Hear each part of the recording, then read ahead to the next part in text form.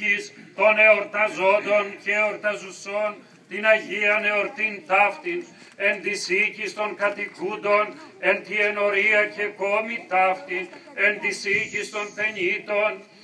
και επί πάντα των λαών σου, και τους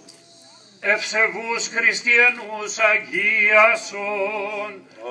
ότι εσύ ο ευλογών αγιάζων τρέφων και συντηρών τα σύμπαντα, Χριστέ ο Θεός ημών, και εσύ την δόξαν αναπέπομεν, συν το ανάρχο σου Πατρί, το Παναγίο και αγαθό και ζωοποιό σου πνεύμα τινήν και αεί, και εις τους αιώνας των αιώνων.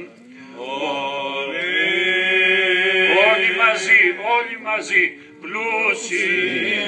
ευτόχευσαν και πεινάσαν, οι δε εξητούντες των Κύριων, ου και να το θύσονται παντός.